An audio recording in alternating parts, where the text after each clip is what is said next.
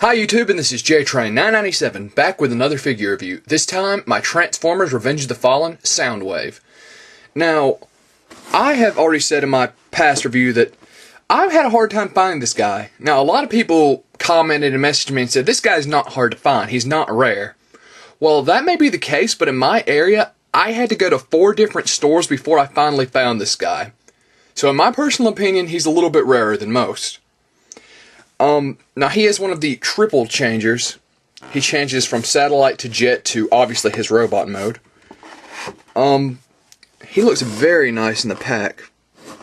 He comes with a Ravage missile, which is interesting because the original G1 character could transform into a micro tape deck. And his tapes were spy Decepticons, and one of his Decepticon spy tapes was Ravage, as well as Frenzy, who appeared in the first movie. Okay, on to the back of the box. There he is in robot mode, his jet mode, and his satellite mode. The triple changer modes are really irritating, honestly. It just seems like a cop-out as far as a toy company, because they don't even look different at all. It's like somebody was transforming him, and somewhere between robot mode and satellite mode, they're like, you know, if you hold it at an angle, it kind of looks like a jet. Oh crap, I bet if we put that on the back of the box, more kids will buy it. And then, there you go. Just like the Rampage jackhammer mode, it makes no sense. But anyways, it says, stationed in orbit above Earth, Soundwave swiftly taps into every satellite in range. Within minutes, communications, data, traffic, weather information, and high-resolution spy photography flood his sensor net. The spill of data fills him with pleasure, and one by one, the human systems come under his complete control. From a seat on high, he is in position to control the destiny of mankind without their knowledge, or to run their civilization into the ground. Strength 4, Intelligence 9, Speed 8, Endurance 5, Rank 8, Courage 7, Fire Blast 9, and Skill 9. So, very interesting. So, I obviously haven't seen the movie, just like everyone else. So I don't know how loyal they are to the actual character, but let's pull him out of the box. Okay, and here he is in his jet mode, which if you're looking at it from the side, I'll admit, looks a little like a jet. But oh wait, what happens if you turn... Oh, it's the satellite mode. But not quite. You have to actually take these wings and rotate them down. Now he's a satellite, because that makes all the difference.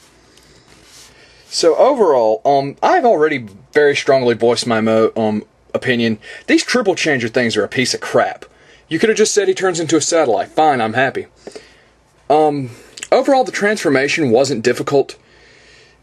The instructions on the Revenge of the Fallen toy seem to give you a little less than the previous Transformers toys, but still, the conversion wasn't near as horrible as Rampage's.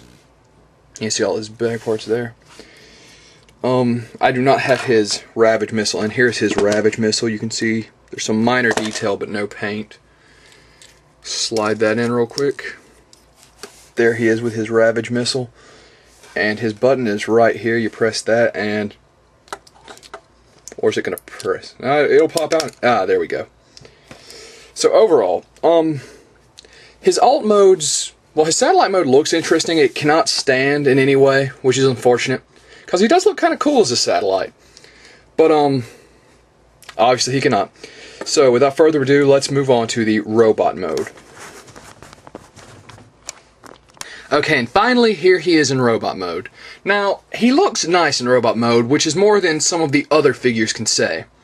The only issues I had converting him was that his legs love to pop off right at the socket and right at the knee, which is unfortunate because that really gets irritating, especially during transformation. But overall, it's not a horrible loss.